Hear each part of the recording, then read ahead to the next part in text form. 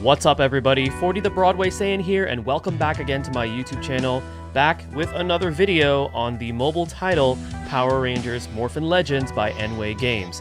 Reminder that the version of the game that you are seeing here is the soft launch. In order to have access to this, you need to either have an iTunes or a Google Play account that is either in the Vietnam or the Philippines region, or I believe there is an APK link floating around for Android only. I still don't have access to that link, and no one's been able to link it to me, so if you guys want access to it, you might have to hunt it down via Google, but this is how you can play the soft launch of the game. Now, the purpose of this video is to actually talk to nWay Games, because they are the developers for this particular game, and to just give them feedback so far in regards to the experience that I've had playing the soft launch. Now, the reason why I want to make this video is because I've been playing games from nWay for over 5 years now. This channel actually started with Power Rangers Legacy Wars, which launched back in 2017, and it was one of the very first games that I featured on this channel. And seeing how the company kind of made some, I don't want to say money grubbing or money hungry decisions in terms of like the monetization of that game, I just don't want to see the same mistakes made on this game. Especially this game is supposed to be more PvE oriented. It's supposed to be like an RPG version for Power Rangers. Now, as far as the gameplay goes, from what I've already played so far, I'm going to be honest with you guys, it seems very familiar, or pretty much almost a copy and paste of other games we've seen, such as Marvel Strike Force. There's a Star Wars mobile game that is very similar to it too. So it looks like those games. So as far as the gameplay goes, I don't know how much control nWay has in terms of making it any different or something like that, but we have what we have, and the thing that we have to move forward from is improvements that they can make in terms of like the monetization and how generous the game can be, how free-to-play friendly the game can be, because again, this is more so a PvE oriented game. So when it comes to that, when PvP isn't what's super pushed on you, it's important to, be very, very objective and also give that honest feedback when it comes to these type of games. And I want this game to at least do decently well, because it is a Power Rangers game, and I love Power Rangers. I think it's a fantastic IP, and there's a lot of fans out there, and we want a decent Power Rangers game, whether it's a mobile game or a console game.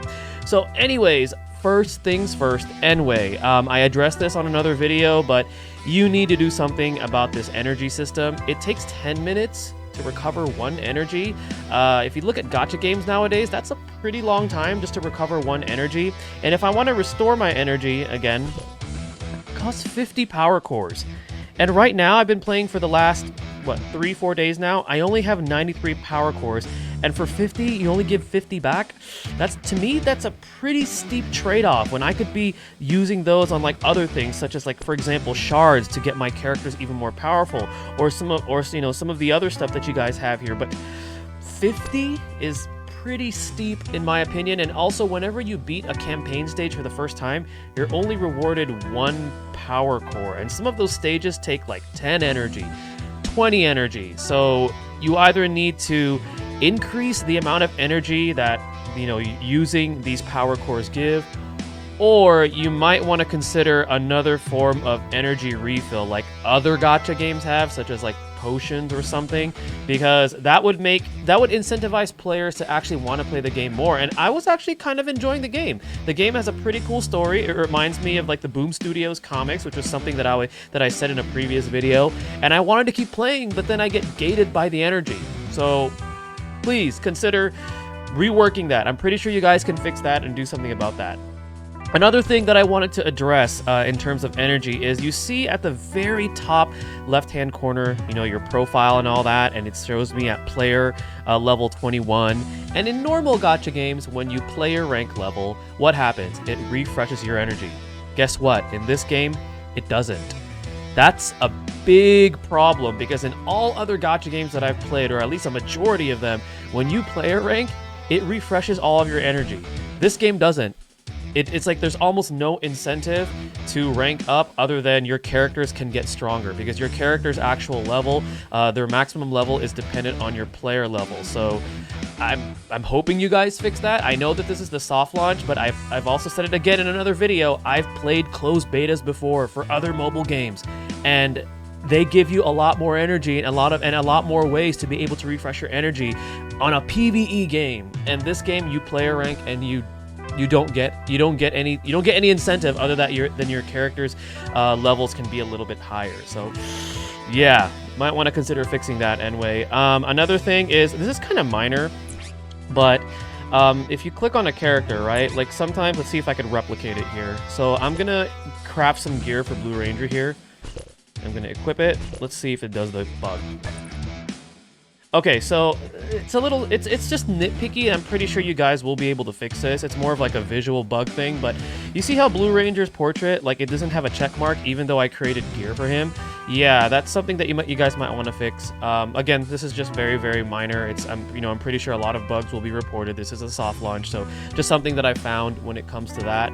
Another thing that you might want to consider is maybe increasing the limit on some of these farming stages. Like, I'm not sure how content will start to progress and get more and more difficult, but only allowing us to use or to be able to farm a stage 3 times per day it's a little stingy, and you don't even give us a way to be able to re-unlock a stage. Like, for example, I would love to use power cores, like maybe 10 power cores to re-unlock the limit and gives you another 3 chances to try or something like that. But just giving us 3 and then that's it, not a big fan of it. I know some other games do something like that, but again, this is 2022 and there's a lot of mobile games out there, and when your mobile game has a very well-known IP, you want it to stand out. You don't want it to just seem like it's a cash grab, which is what a lot of these games are being called. And I know that I've already seen comments that a lot of people feel like that this game is just going to be another cash grab, and I'm just hoping that you guys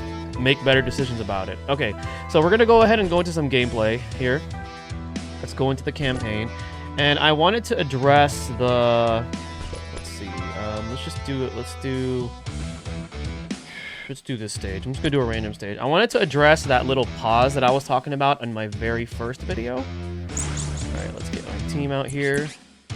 I did unlock a few more other characters during my time playing that you guys didn't get to see.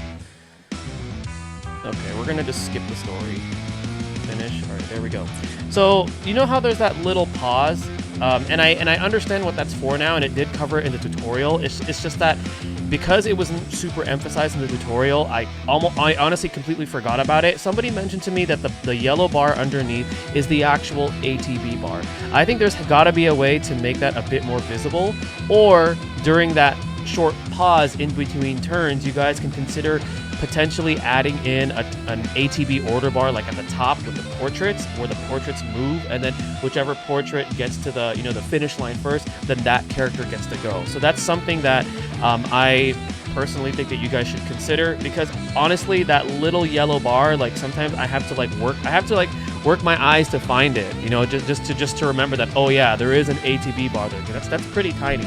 Let's just go ahead and just play through the game and do some combat. I know that this might be also something more of like a convenience suggestion, but this game does not have auto, and when it comes to, like, let's say I want to repeat a stage, I want to be able to run it on auto and not have to worry about clicking on commands, especially, let's say, like those farming stages. That's something you might want to consider. I know that there is an auto function where it just finishes the stage for you automatically. That's cool, but then for some of us that actually like to see gameplay, it'd be nice to kind of have a way to press auto and have the animations go without having to really press anything, because that's just kind of a norm that I've seen in other mobile games of this format.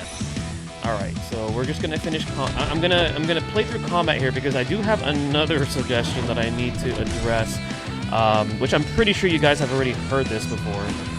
To those that have already been playing this. Okay.